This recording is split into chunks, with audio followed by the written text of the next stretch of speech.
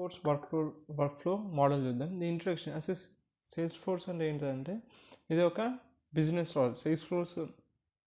Sales force workflow అనేది ఒక business logic engine అనమాట.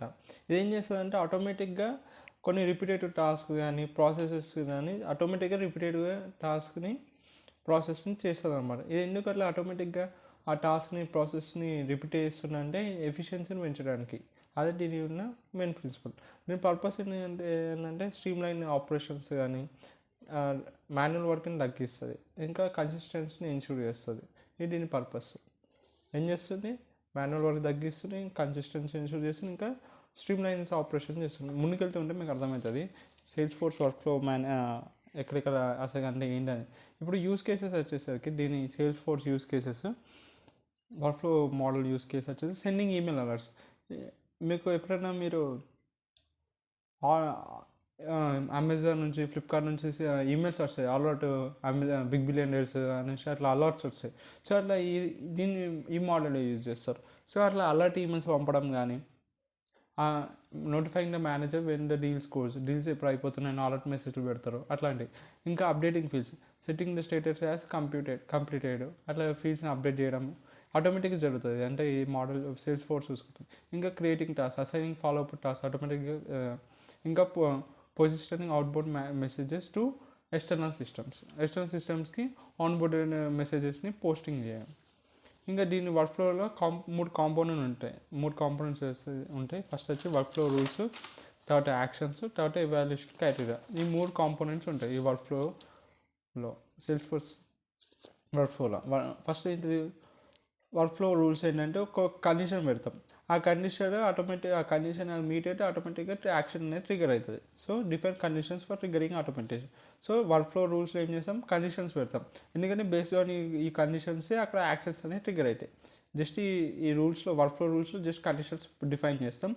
ఈ example like consist of criteria, like example చెప్పాలంటే opportunity stage equals closed 1 and action.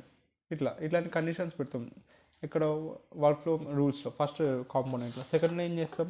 A actions అయితే based on that conditions ఎప్పుడైతే ఆ condition meet అవుతుందో యాక్షన్ అనేది ట్రిగర్ అవుతుంది. ఇక్కడ 2 టైప్స్ ఆఫ్ యాక్షన్స్ ఉంటాయి, ఒకటి ఇమిడియట్ యాక్షన్స్, ఇంకోటి time based actions. Immediate actions అనేది ఒక్కసారి క్రైటీరియా అనేది మీట్ అయినా కానీ ఆటోమేటిక్గా ఆ యాక్షన్ అనేది జరుగుతుంది. అంటే ఈమెయిల్ సెండ్ చేయడం కానీ, ఇప్పుడు సపోజ్ ఆ డే అనేది వచ్చేసింది, సేల్స్ డే అనేది వచ్చేసింది, 12 PM అవుతుంది. ఒక్కసారి 12 PM అయినా కానీ ఆటోమేటిక్గా వాడు ఈమెయిల్ అలర్ట్ అనేది సెండ్ చేసేస్తుంది. ఇది ఇమీడియట్ యాక్షన్, ఒకసారి క్రైటీరియా మీట్ అయినా చేయడం. ఇంకోటి ఏంటి? టైం బేస్డ్ యాక్షన్స్ ఉంటాయి. టైం బేస్డ్ యాక్షన్స్ ఎట్లా అంటే ఆడొక స్పెసిఫిక్ టైమ్స్ మెన్షన్ చేస్తారు, ఆ స్పెసిఫిక్ టైం తర్వాత అది ఆ యాక్షన్ అనేది జరుగుతుంది అనమాట. అది టైం బేస్డ్ యాక్షన్. ఇప్పుడు సపోజ్ అవి 12 అయిన తర్వాత యాక్షన్ నీకు ఈమెయిల్ అలర్ట్ ఎందుకు రాదంటే వాడు అట్లా సెట్ చేసింది 7 days after record is created. So అప్పుడు ఆ 7 days తర్వాత ఆ ఈమెయిల్ అనేది నీకు వస్తుంది. అట్లా అనమాట. Time based action, immediate actions అని 2 యాక్షన్స్ ఉంటాయి. సెకండ్, ఇంకా ఇలా టైప్స్ ఉంటాయి యాక్షన్స్లో. ఇప్పుడు ఈమెయిల్ అలర్ట్స్ అనేది మనం టైప్ ప్రీ డిఫైన్డ్ ఈమెయిల్స్ పంపుతారు మనకి. కొన్ని అమెజాన్ ఓడైనా అన్స్టాప్ వాడు, లింక్డ్ఇన్ వాడు పంపుతూనే ఉంటారు. సో ఇలా ఈమెయిల్ అలర్ట్స్ పంపుతారు. నువ్వు ఇప్పుడు కోచ్ ఆఫ్ 1 month నుంచి ఓపెన్ చేయకుండా ఉంటే కోచ్ ఆఫ్ నుంచి నీకు వస్తుంది, నువ్వు 1 month నుంచి కొన్నావు కానీ నీకు వస్తుంది. అట్లా అనమాట. ఇప్పుడు వాడు 1 month తర్వాత నాకు ఎన్ని పెట్టాను మరి? నేను వాడక 10 days అయినప్పుడు అప్రూవ్ పెట్టచ్చు కదా. ఎందుకంటే వాడు టైం బేస్డ్ యాక్షన్ అనేది పెట్టుకున్నాడు. ఆఫ్టర్ వాడు వాడకపోతే 30 days అయినా కూడా వాడకపోతే వాడికి ఈమెయిల్ అలర్ట్ పెట్టాలి. So it's one of the type of ఈ టైం బేస్డ్ యాక్షన్ అనమాట. ఇమీడియట్ యాక్షన్ అంటే నేను ఒక్కరోజు చేయకపోయినా వాడు అప్పుడే ఈమెయిల్ వేస్తే అది ఇమీడియట్ యాక్షన్ అనమాట. ఇక field updates, modify fields values on records. ఇంకా టాస్క్ని అసైన్ చేస్తాం యూజర్స్కి. ఇంకా అవుట్బౌండెడ్ మెసేజెస్, డేటాని సెండ్ చేయడం ఎక్స్టర్నల్ సిస్టమ్స్కి యూజింగ్ API. ఇంకా లాస్ట్ కాంపోనెంట్ వచ్చి ఎవాల్యుయేషన్ క్రైటీరియా అనమాట. ఎప్పుడైతే రికార్డ్ ఈస్ క్రియేటెడ్ అవుతుందో it can be edited and meet criterias. Okay, evaluation every time A record is edited for time based workflow. అప్పుడు వరకు time అయితే ప్రతిసారి ఎడిట్ అవుతుంది అనమాట రికార్డు, టైం బేస్డ్ వర్క్ఫ్లో కోసం. ఇంకా వర్క్ఫ్లో రూల్స్ ఎగ్జిక్యూషన్ ప్రాసెస్ ఎట్లుంటుందంటే ఫస్ట్ రికార్డ్ అనేది క్రియేట్ అని అవుతుంది, లేకపోతే ఎడిట్ అని అవుతుంది. అప్పుడు వర్క్ఫ్లో రూల్ అనేది ఎవాల్యుయేట్ అవుతుంది. ఎటు మనం వర్క్ఫ్లో రూల్స్ మనం డిఫైన్ చేస్తామో అవి ఎవాల్యుయేట్ అవుతాయి. ఒకసారి ఆ క్రైటీరియా మ్యాచ్ అయినాక రెస్పెక్టివ్ ఇమీడియట్ యాక్షన్ ఎగ్జిక్యూట్ అవుతుంది, దాని రెస్పెక్టివ్ ఒకవేళ 7 డేస్ తర్వాత టైం బేస్డ్ యాక్షన్ పెట్టుకుంటే అది షెడ్యూల్ అవుతుంది 7 డేస్ తర్వాత టైం బేస్డ్ యాక్షన్ కావాలని. తర్వాత ఇఫ్ రికార్డ్ చేంజ్ మళ్ళీ రికార్డ్ వర్డ్ చేంజెస్ చేసినాం అనుకో రూల్స్ మేబీ మళ్ళీ ఇంకోసారి రీఎవాల్యుయేట్ చేసుకుంటుంది రూల్స్ని బేస్డ్ ఆన్ ద సెట్టింగ్స్. అదే సెట్టింగ్స్ ప్రకారం మళ్ళీ రీఎవాల్యుయేట్ చేస్తుంది.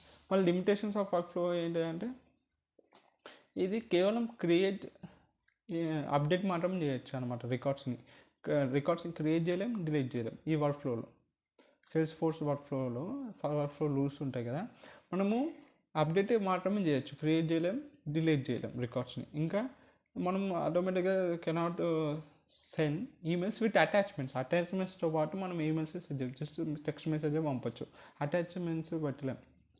ఇంకా వన్ కండిషన్ గ్రూపే ఉండొచ్చు. ఒక్కొక్క రూలు ఒక కండిషనే పెట్టాలి, ఎందుకంటే నో కాంప్లెక్స్ లాజిక్ అనేది తీసుకోలేదు ఆ కండిషన్లో. లైక్ ఇప్పుడు ప్రాసెస్ బిల్డర్ అట్లా. No support for looping or match multiple record updates. ఒక లూపింగ్ అవకాశం ఉండదు, ఇంకా మల్టిపుల్ రికార్డ్స్ అప్డేట్ చేసి ఒకసారి కూడదు. These are the limitations. ఒక ఎగ్జాంపుల్ సినారియో మీకు చెప్పాలంటే, ఇప్పుడు ఒక కన్ఫర్మేషన్ మెయిల్ సెండ్ చేస్తాం ఒక కస్టమర్కి ఎప్పుడైతే వాడి కేసు అనేది క్లోజ్ అని మార్క్ అయినప్పుడు. సో రూల్ క్రైటీరియా ఏమవుతుంది, ఫస్ట్ 3 స్టెప్స్ ఉంటుంది. ఫస్ట్ ఏంటది, వర్క్ ఫ్లోని డిఫైన్ చేయాలి, వర్క్ ఫ్లో రూల్స్ని డిఫైన్ చేయాలి. సో కేస్ స్టేటస్ ఎప్పుడైతే క్లోజ్ అవుతుందో, సెకండ్ ఏంటది, ఈ ఈమెయిల్ పంపుతాం. 2 ఉంటాయని చెప్పిన, immediate actions, time based. Immediate actions, so ఈ యాక్షన్ అనేది జరుగుతుంది. ఈమెయిల్ అలర్ట్ అంటే కస్టమర్ సెండ్ ఏంటది ఆ ఫీల్డ్కి. తర్వాత థర్డ్ ట్రిగ్గర్ అవుతుంది every time record is edited. ఇది ఒక example. Sales force work flow అనేది చాలా సింపుల్ అనమాట. సింపుల్ ఇంకా ఎఫెక్టివ్ టూల్. ఏదైనా ఆటోమేటిక్ బేసిక్ ఇట్లా చూడు, ఆటోమేటిక్గా మనం ఈమెయిల్స్ పంపుతున్నా, ఈమెయిల్స్ అని కాదు, ఎక్స్టర్నల్ సిస్టమ్కి నువ్వు డాటాను సెండ్ చేయొచ్చు యూజింగ్ ఏపీఐస్ అట్లా. ఇదంటే ఆటోమేటిక్ బేసిక్ టాస్క్కి చాలా సింపుల్ అండ్ ఎఫెక్టివ్ టూల్ అనమాట ఈ సేల్స్ ఫోర్స్ వర్క్ ఫ్లో అనేది.